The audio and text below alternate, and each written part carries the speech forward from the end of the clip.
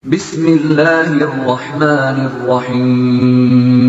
ولتكن منكم أمة يدعون إلى الخير ويأمرون بالمعروف وينهون عن المنكر وأولئك هم المفلحون. Tapi para hadirin Allah Subhanahu wa taala, dari sini pada pertemuan kita kali ini kita ingin menyampaikan amalan-amalan yang mungkin bisa kita kerjakan, yang kita andalkan tatkala di bulan suci Ramadan yang sebentar lagi akan datang dan akan pergi begitu cepat. 30 hari itu sangat cepat, tidak terasa tahu-tahu bulan Ramadan berlalu. Di antara amalan-amalan tersebut, yang paling utama adalah membaca Al-Quran. Membaca Al-Quran. Karena Ramadan adalah bulan Al-Quran. Allah pilih bulan tersebut untuk turun Al-Quran. Kata Allah Subhanahu wa taala, "Syahrul Ramadan alladzi unzila fihi Al-Quran." Bulan Ramadan yang Allah turunkan Al-Quran dipadanya. Allah tidak pilih bulan sembarangan untuk menurunkan Al-Quran, tapi Allah pilih bulan Ramadan. Oleh karenanya, malaikat Jibril tidak datang setiap bulan, tetapi malaikat Jibril datang di bulan Ramadan khusus sebulan penuh. Kullalaila, setiap malam malaikat Jibril mengajari Nabi sallallahu alaihi wasallam Al-Quran. Ini khusus bulan Ramadan. Tatkala Nabi SAW akan meninggal dunia, malaikat Jibril mengajari Nabi dua kali khatam Al-Quran selama Ramadan. Ini tanda Rasulullah SAW akan meninggal dunia. Biasanya cuma sekali. Oleh karena para hadirin Allah Subhanahu wa taala, bulan Ramadan adalah bulan Al-Quran. Maka perbanyak kita baca Quran. Kalau ada waktu baca Al-Quran, jangan malas-malas baca Al-Quran. Kalau bisa khatamkan Al-Quran minimal sekali sebulan, luar biasa. Dan itu bisa kita lakukan. Sekarang Al-Quran kalau cetakan Madinah, 1 juz 10 lembar, 20 halaman. 1 juz 10 lembar atau 20 halaman ya. Halaman pertama dan kedua 10 lembar. Ini bisa kita bagi ya. Kalau kita sholat 5 waktu, terutama bapak-bapak ya, setiap sebelum sholat kita baca satu lembar ya. Terus setelah sholat kita baca lagi satu lembar. Ya kalau sudah 5 kali sholat, sudah 1 juz setiap hari. Kalau antum langsung 1 juz mungkin agak berat ya. Dicicil, apa salahnya dicicil? Datang ke masjid sebelum azan atau sudah azan, kemudian salat sunnah, kemudian baca Quran ya. Atau sebelumnya baca Quran sampai 1 halaman, 2 halaman, bolak-balik 1 lembar. Setelah salat ba'diyah baca lagi 1 lembar, sudah. Selama 5 kali 1 juz selesai ya. 1 juz selesai. Ini mungkin bisa kita lakukan. Ya ikhwan, kita tidak mungkin dapat kebahagiaan kecuali dengan baca Al-Quran. Saya sering sampaikan, saya ini ustadz. Tiap hari bacaan saya adalah buku-buku agama. Tiap hari bacaan saya kitab-kitab gundul. Entah masalah fikih, entah masalah akidah, entah masalah adab, entah masalah akhlak, entah masalah hadis. Itu kerjaan saya tiap hari. Karena saya memang harus ceramah ya, harus belajar ya. Itu pun saya merasa hati saya kering kalau saya tidak baca Quran. Harus ada waktu tiap hari saya sisihkan untuk baca Quran. Padahal saya kerjaannya tiap hari baca buku agama. Nah antum-antum bagaimana kerjaannya tiap hari? Ilmu dunia, urusan dunia. Ya, kalau tidak membaca Al-Quran terus gimana mau hati ini khusyuk dalam salat? Bagaimana mau tentram? Bagaimana mau seger hati ini? Saya katakan ini saya bicara tentang pribadi saya. Saya saja yang tiap hari kerjaannya baca buku agama berkaitan fikih tentang ayat, tafsir hadis. Itu pun saya harus sisihkan waktu untuk baca Al-Quran supaya saya bisa lebih khusyuk dalam salat. Supaya saya lebih bisa tentram dalam ibadah saya. Nabi SAW disuruh oleh Allah untuk salat malam. Qumil laila illa qalila, ya ayyuhal muzammil, wahai yang berselimut, bangun salat malam. Kenapa? Karena dalam salat malam tersebut akan Nabi melantunkan apa? Al-Quran. Maka para hadirin, ini bulan Ramadan, kapan lagi mau semangat baca Quran? Sementara waktu kita, terus terang ya, waktu terutama saya tahu kondisi bapak-bapak dan ibu-ibu ya, terutama bapak-bapak, ada kewajiban yang harus mereka lakukan, harus cari nafkah.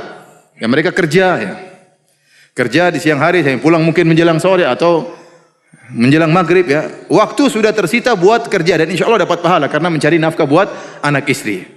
Tetapi waktu yang tersisa tinggal sedikit untuk baca Quran, maka manfaatkan benar-benar untuk baca Quran. Jangan sudah waktunya habis, pulang masih saja WhatsAppan, pulang masih saja apa? Facebookan, pulang masih saja nonton televisi, terus nonton malamnya nonton sinetron, kemudian jam 12 nonton bola, kemudian kapan baca Quran? Tahu-tahu meninggal dunia. Apa yang diingat? Bola, yang lawan ini, yang menang siapa? Terus ditanya oleh malaikat, bingung jawabnya. Kapan lagi mau baca Quran? Kalau Sekarang lagi diuji, saya dengar-dengar lagi diuji sekarang ini. Piala Eropa nanti bulan Ramadan. Tanggal berapa mulai?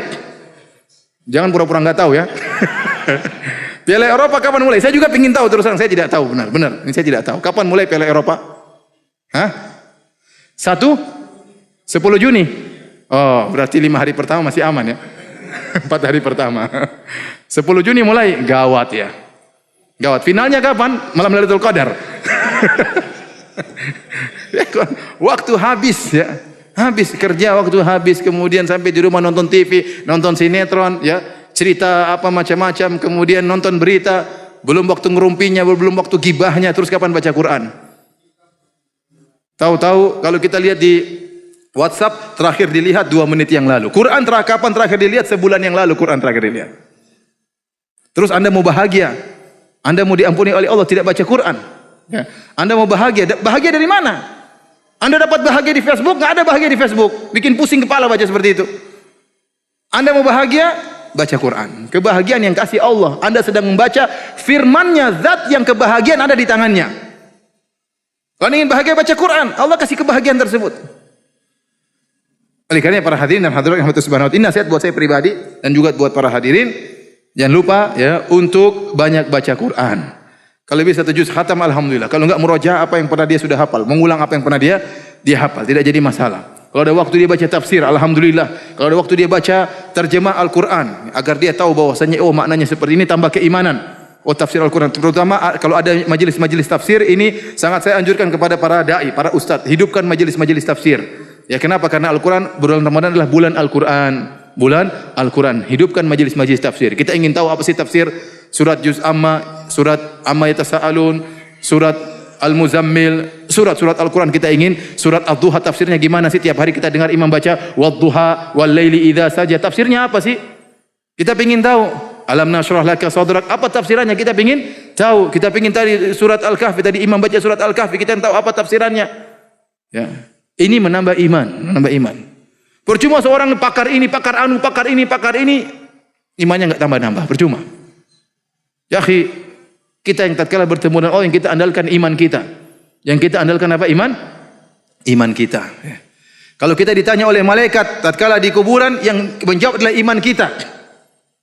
Tenang Ustaz, saya sudah hafal Ustaz. Paling pertanyaannya, man rabbuk, siapa Tuhanmu? Saya sudah hafal, Allah Subhanahu wa taala. Wa madinuk, apa agamamu? Islam. Wa man nabiyyuk, siapa nabimu? Muhammad. Saya sudah hafal mati. Nanti pun kalau saya mati ada yang talkinkan. Ingat ya, jangan lupa ya. Antum kira bisa jawab dengan hafalan? Enggak. Orang-orang munafik, murid-muridnya Nabi enggak bisa jawab. Waktu ditanya oleh malaikat Munkar dan Nakir, apa kata dia? Man nabiyyuk, siapa nabimu? Kata dia, sami'tu nas yaquluna hadza. Saya lupa, dia berusaha ingat, dia tidak lupa. Dan ini mengerikan.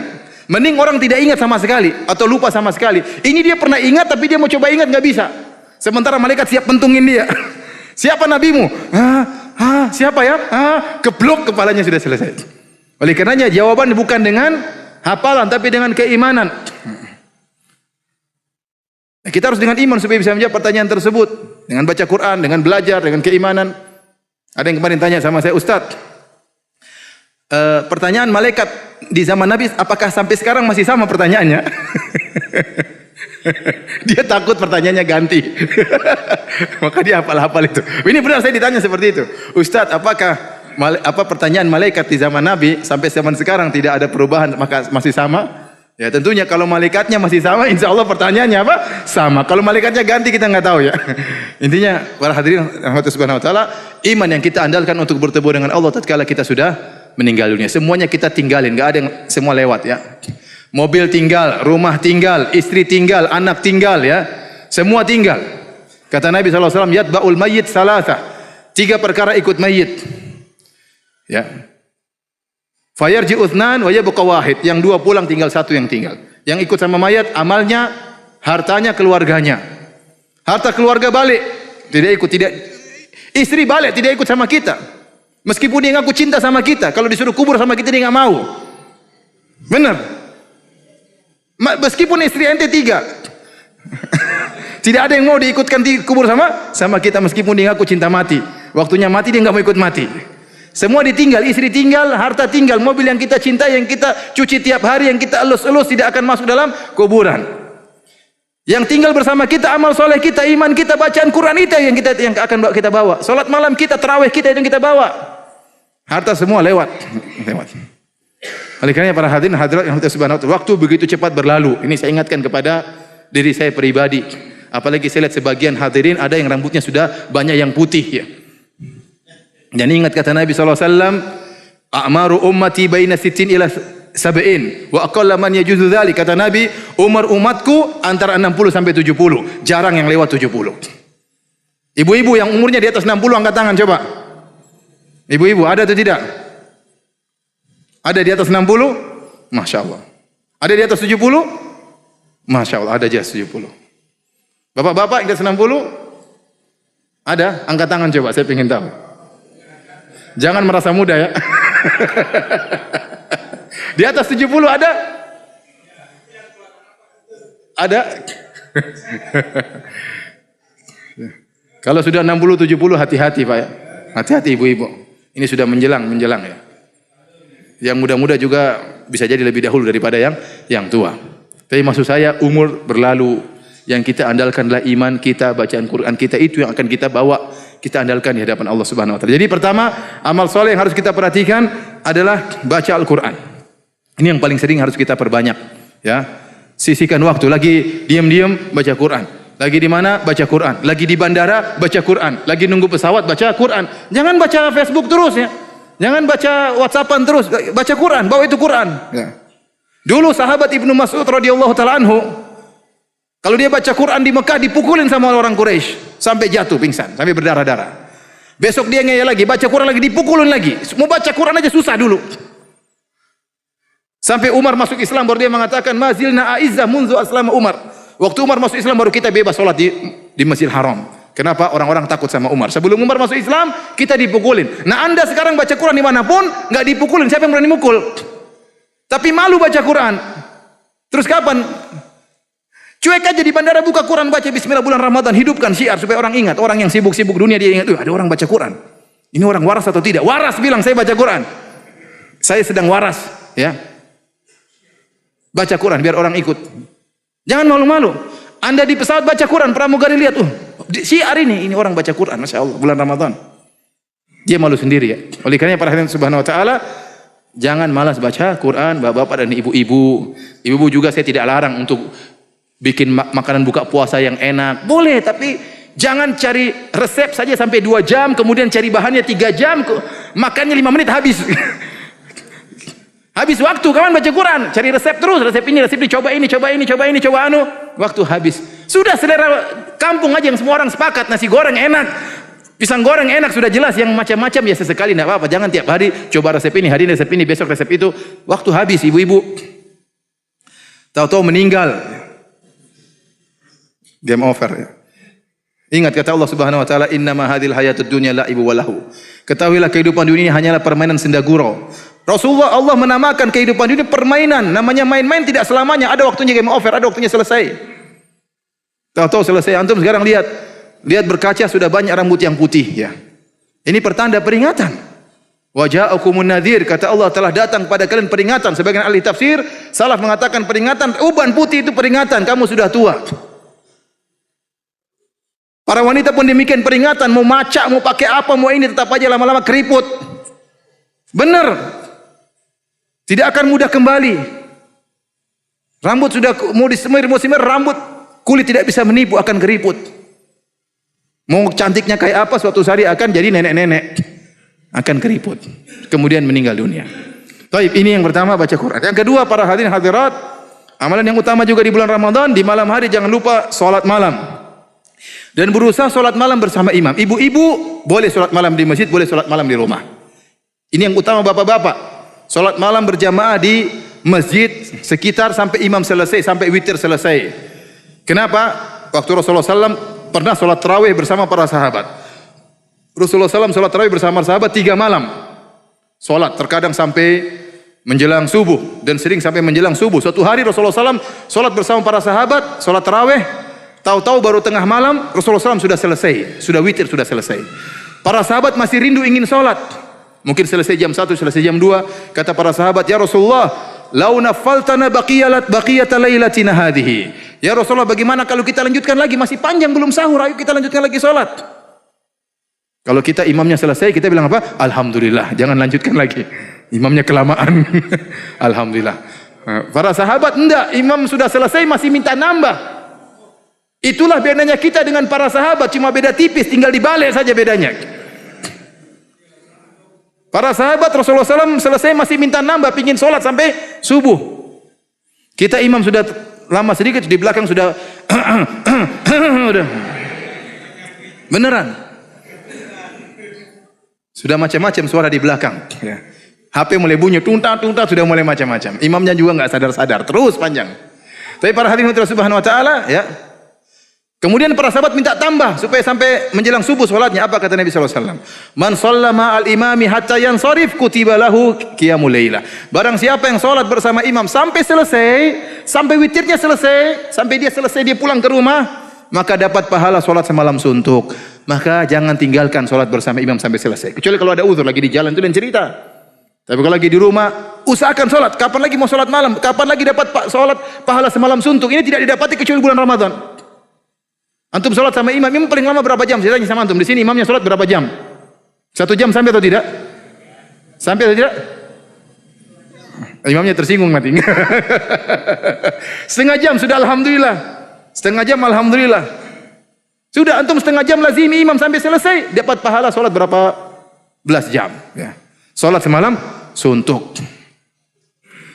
Cari imam yang sholatnya tumaninah. Juga imam sholat pelan-pelan, jangan terlalu apa? Jangan seperti itu ya. Jangan cari imam, saya ingin cari imam yang Al-Fatihahnya 1 nafas. Buat apa? Al-Fatihahnya 1 nafas. Ada yang lebih canggih. Qul ya ayyuhal kafirun 1 nafas. Qul ya ayyuhal kafirun la a'budu. Kalau jago Al-Baqarah 1 nafas, saya akui.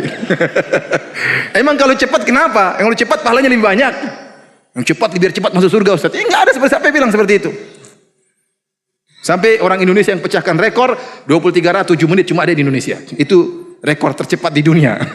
Salat rakaat 23 rakaat berapa menit? 7 menit, luar biasa. Ya, 7 menit luar biasa. Kalau ada imam seperti itu nanti jangan salat di belakangnya. Ya, itu salat tidak sah, tidak ada tumak ninahnya. Yang penting salat tentram, tenang, bacaan yang wajar, tidak mesti panjang-panjang karena di belakang kita banyak orang tua. Tadi banyak yang 60 tahun ya. Yang sudah tua-tua, nenek-nenek juga sudah ada di sini, kakek-kakek juga sudah hadir.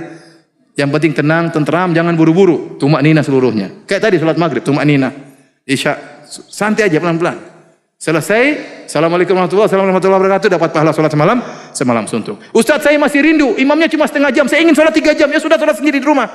Tapi jangan witir. Setelah itu silakan salat lagi. Kata Rasulullah SAW, la witrani fil laila. Tidak ada 2 witir dalam 1 malam. Dalam hadis yang diriwayatkan Sunan Abi Dawud dengan sunad yang sahih dari Talq bin Ali radhiyallahu taala anhu. Talq bin Ali, dia ini sahabat Nabi SAW dan dia imam di kampungnya. Satu hari dia mengunjungi anaknya. Kata anaknya, zarana wa amsa indana wa aftara indana. Dia menziarahi kami, kemudian sampai maghrib di tempat kami, buka puasa sama kami. Wa shalla bina, kemudian dia salat malam, salat tarawih menjadi imam pada kami. Setelah salat malam dia sampai witir selesai, salat di kampung anaknya. Kemudian dia pulang ke kampungnya sendiri. Ternyata orang-orang kampungnya setia sama imamnya. Mereka tidak sholat, tunggu siapa? Imamnya. Dan dia pun tidak kasih tahu kampungnya. Dulu tidak ada SMS, tidak ada WhatsApp ya. Maka mereka pada nunggu. Waktu dia datang, dia sholat lagi jadi imam. Ronde kedua jadi imam. Tatkala tiba waktu sholat witir, qaddama rajulan, dia suruh orang lain jadi imam untuk witir. Mereka bertanya kenapa? Kata dia, saya sudah witir. Dan Rasulullah SAW bersabda, la witrani fil lailah. Tidak ada 2 witir dalam 1 malam. Jadi anda kalau sholat sama imam, sampai selesai, apakah 11 rakaat, apakah 23 rakaat, kalau masih rindu ingin sholat, silakan sholat di rumah, 2 rakaat, tapi jangan witir lagi. Jangan witir lagi. Bagaimana ibu-ibu? Ibu-ibu, apakah ingin sholat di masjid? Boleh. Ibu-ibu sholat di rumah, bagus. Di masjid juga boleh. Meskipun sholat di rumah lebih afdal. Kata Nabi SAW, la tamna'u ima Allahi masajidallah wa buyutuhunna khairun lahun. Janganlah kalian melarang para wanita untuk sholat di masjid, tetapi di rumah mereka lebih baik. Ada Ustaz, saya kalau di rumah sholat cuma 15 menit sudah habis hafalan saya Ustaz. Kenapa qul huwallahu ahad sudah saya ulang-ulang berapa kali Ustaz? Ya udah sholat di masjid sama imam, imamnya bacanya saya pingin dengar imam. Enggak apa-apa. Ibu-ibu pengen sholat di masjid boleh, namun syaratnya tidak boleh macak, tidak boleh berhias. Ya, tidak boleh berhias. Oleh karenanya ulama Syafi'iyah mengatakan wanita yang cantik tidak boleh ke masjid. Yang pas-pasan boleh Ustaz? Boleh kalau pas-pasan. Ini yang bilang bukan saya. Kenapa? Kalau wanitanya cantik bisa menggoda imam. Imamnya enggak khusyuk salatnya gara-gara melihat ibu-ibu yang cantik. Maka kalau ke masjid jangan macak, yang wajar-wajar saja. Kita bukan sedang ke pesta, kita bukan sedang apa? Kita ingin beribadah kepada Allah, kita ingin harap ampunan kepada Allah Subhanahu wa taala. Oleh karenanya ibu-ibu boleh, namun dengan tidak berhias, tidak boleh pakai minyak wangi, datang ke masjid, solat dengan sewajarnya. Begitu imam assalamualaikum, assalamualaikum, segera keluar pulang duluan menuju ke rumah ya. Ini boleh ya. Oleh karena para hadirin subhanahu wa ta'ala, ini amalan yang utama. Tatkala di bulan Ramadan jangan lupa untuk solat malam. Setelah baca Quran jangan lupa untuk solat malam. Kemudian di antara amalan yang utama di bulan Ramadan adalah i'tikaf. I'tikaf dalam rangka untuk mencari Lailatul Qadar di 10 malam terakhir. Ya, Rasulullah SAW dulu i'tikaf. Rasulullah SAW pernah i'tikaf sebulan penuh. I'tikaf 10 malam pertama, ternyata belum datang Lailatul Qadar. Rasulullah SAW lanjutkan lagi 10 malam kedua, cari Lailatul Qadar. Enggak dapat juga. Rasulullah SAW melanjutkan lagi 10 malam terakhir. Kemudian Rasulullah SAW berkata kepada para sahabat, barang siapa yang ingin i'tikaf maka i'tikaf. Maka sejak itu Rasulullah SAW i'tikafnya 10 malam terakhir. Setelah Allah kabarkan bahwasanya Lailatul Qadar berada di 10 malam yang terakhir, maka disyariatkan bagi kita untuk i'tikaf supaya kita bisa konsentrasi untuk ibadah. I'tikaf berapa waktu minimal? Ya, ada khilaf di kalangan para ulama. Ada yang mengatakan tidak boleh i'tikaf kecuali 10 hari full atau 9 hari full. Ada yang mengatakan i'tikaf tidak boleh kecuali sehari semalam full. Pendapat yang ada yang mengatakan i'tikaf boleh semalam atau satu siang, boleh. Dan ini pendapat yang saya pilih, yang saya kuatkan karena Umar bin Khattab radhiyallahu anhu pernah berkata kepada Nabi Rasulullah, saya pernah bernazar di zaman jahiliyah untuk i'tikaf semalam di Masjidil Haram. Maka Rasulullah SAW berkata, "Aufi bin nadrik, silakan kau i'tikaf." Jadi i'tikaf minimal 1 malam, minimal 1 siang. Kalau ada orang kerja, Ustaz saya kerja di siang hari ingin i'tikaf, silakan. Kau pulang kerja sebelum maghrib masuk masjid, nanti subuh sudah keluar, itu sudah sah i'tikafnya. Ustaz tapi saya di masjid tidur aja Ustaz karena capek sekali. Tidak apa-apa kau tidur saja, meskipun baca Quran cuma 1 halaman, tidurmu dapat pahala. Kenapa kau sudah i'tikaf? I'tikaf itu sendiri apa? Pahala. Apalagi kalau di malam hari baca Quran, di malam hari baca tafsir, di malam hari salat malam, di malam hari berdoa kepada Allah Subhanahu wa taala. Isi malam tersebut dengan ibadah yang luar biasa. Jadi i'tikaf, boleh i'tikaf semalam saja, boleh i'tikaf 2 hari saja, boleh sehari juga boleh. Kalau ada waktu i'tikaf di malam-malam ganjil, karena Rasulullah SAW menyuruh untuk mencari Lailatul Qadar di malam-malam ganjil, malam ke-21, malam ke-23. Di zaman Nabi malam Lailatul Qadar pernah turun pada malam 21, dan riwayat pernah 23. Dalam riwayat pernah malam 27. Para sahabat semuanya mimpi Lailatul Qadar pada malam 27. Dari sini Ibnu Hajar rahimahullahu taala dalam Fathul Bari mengatakan pendapat yang kuat malam Lailatul Qadar itu berpindah-pindah dari tahun ke tahun. Bisa jadi tahun ini malam 21, bisa jadi tahun ke depan malam 27, bisa jadi tahun berikutnya lagi malam 27 lagi, bisa jadi malam berikutnya malam 29.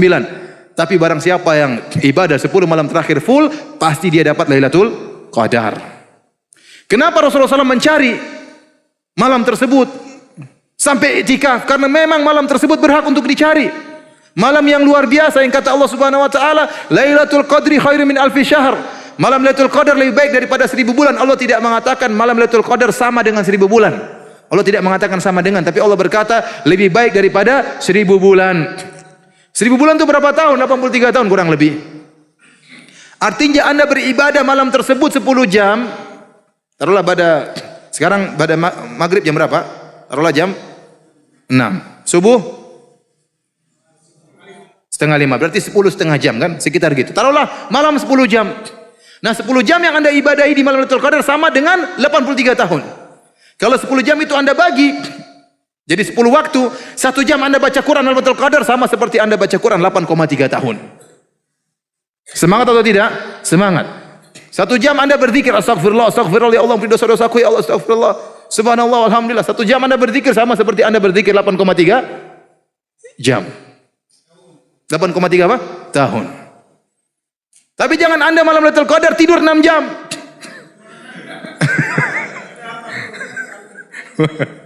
Berapa tahun tidur tuh? Enggak. Enggak, ini enggak sama ya, enggak sama. Maka 10 malam terakhir berusaha ada waktu untuk ibadah, terutama malam-malam ganjil. Sempatkan waktu baca Quran, salat maghrib, salat sunnah kerjain, jangan ditinggalin.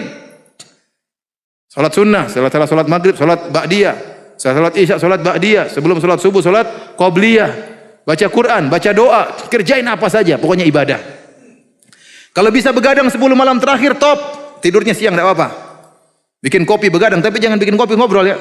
Gimana kabarnya? Malam itu Qadar isinya ngobrol. Ngobrol 1 jam sama dengan ngobrol ngobrol aja ya. Jangan, jadi isi waktu ya. Ngobrol sekali-sekali enggak dilarang. Sekali-sekali telepon istri enggak dilarang. Rasulullah SAW juga waktu dia iktikaf datang Sofia datang ngobrol sama Nabi sisihkan waktu untuk ngobrol. Kemudian Nabi antar beliau pulang Sofia. Jadi boleh-boleh sih, tapi jangan waktu habis untuk apa? Obrolan seluruhnya. Itu Facebook matikan. WhatsApp apa? Silent. Matikan semua. Oleh karenanya kata Ibnu Rajab Al-Hambali, hakikat daripada iktikaf qatul alaiqi anil makhluk atau qatul alaiqi anil khalaiq wal ittisalu bil khaliq. Qatul alaiq memutuskan segala hubungan, anil khalaiq dari segala makhluk, wal ittisalu bil khaliq dan hubungan dengan Allah, nyambung hubungan dengan Allah. Maka itu hakikat iktikaf. Makanya Nabi SAW waktu iktikaf beliau membuat semacam kemah-kemahan supaya bisa konsentrasi. Kita pun iktikaf demikian, satu di pojok sana, satu di pojok sini, satu di masing-masing sibuk. Baca Quran, salat malam, berdoa, baca Quran, baca tafsir. Sesekali ngobrol enggak untuk menghilangkan apa? Kejenuhan. Tidak jadi masalah. Sesekali ngobrol 15 menit tidak jadi masalah. Tapi waktu untuk baca Quran, untuk salat malam, untuk baca tafsir, isi waktu dengan beribadah kepada Allah Subhanahu wa taala. Ingat malam tersebut malam Lailatul Qadar. Kalau kita dapat malam tersebut kebetulan lagi beribadah, luar biasa, pahalanya luar biasa. Jangan lagi iktikaf kemudian WhatsAppan terus. Lagi iktikaf bikin status terus di Facebook. Hari ini sudah 1 juz, kemudian lihat komentar. Oh, alhamdulillah, masya Allah, tabarakallah, lihat komentar. Tulis status di WhatsApp, lagi iktikaf, jangan ganggu. Masya Allah. Enggak usah orang tahu Anda iktikaf, sudah matikan HP, selesai urusan. Saya lagi sibuk, seminggu full atau 10 hari full, jangan ganggu. Selesai ya. Hubungan dengan orang-orang penting saja. Ya, dengan istri, dengan anak-anak, dengan bos ya. Enggak apa-apa. Tapi yang lain sibukkan untuk beribadah kepada Allah Subhanahu wa taala. Kenapa? Karena ada sebagian orang iktikaf gitu. Dia iktikaf rame-rame, dia bawa kopi, dia bawa makanan, jadi ngobrol-ngobrol akhirnya warung kopi pindah ke masjid. Ini jadi masalah. Makanya iktikaf dengan iktikaf yang kalau ada bikin iktikaf, bikin acara pengajian. Pengajian jam 1 malam misalnya atau pengajian jam 10 malam ya. 1 malam bagusnya buat salat. Jam 10 malam ada pengajian untuk tafsir Al-Quran sehingga mengisi waktu, sehingga anggota iktikaf tidak bosan ya, sehingga ada waktu untuk beribadah ya. Kalau tidak mampu iktikaf 10 hari, yang semampunya 1 hari juga nggak jadi masalah. Yang penting di malam-malam ganjil usahakan waktu banyak untuk ibadah. Kalau Anda ya Ustaz, saya lagi malam ganjil macet ya Ustaz, gimana? Ya udah, Anda lagi macet, dengar pengajian, dengar radio Roja, dengar radio Islami ya. Atau Anda berzikir, astagfirullah, astagfirullah. Pokoknya waktu manfaat, jangan sampai terbuang. Kenapa? Anda di malam-malam ganjil. Ustaz, saya 3 malam terakhir saya mudiknya berhari-hari. Wah, repot. Ya udah enggak apa-apa. Cari pengajian itu CD pengajian sirah Nabi dari awal sampai akhir, putar itu terus di mobil. Ya, dengerin itu kajian. Dapat pahala. Daripada isi waktu yang tidak. Intinya ini hanya sekedar sedikit yang bisa sampaikan, dan ini terus terang nasihat buat saya pribadi dan juga kepada bapak-bapak dan ibu-ibu yang saya hormati. Semoga kita bisa bertemu dengan bulan Ramadan dan semoga Allah beri taufik kepada kita untuk bisa beramal soleh dengan sebaik-baiknya. Semoga di bulan Ramadan kita lebih berbakti kepada orang tua, di bulan Ramadan kita lebih berbakti kepada suami, di bulan Ramadan kita lebih sayang kepada istri, dan di bulan Ramadan kita lebih banyak baca Quran dan banyak bersedekah. Demikian, wallahu a'lam bishawab. وَلْتَكُنْ مِنْكُمْ أُمَّةٌ يَدْعُونَ إِلَى الْخَيْرِ وَيَأْمُرُونَ بِالْمَعْرُوفِ وَيَنْهَوْنَ عَنِ الْمُنْكَرِ وَأُولَٰئِكَ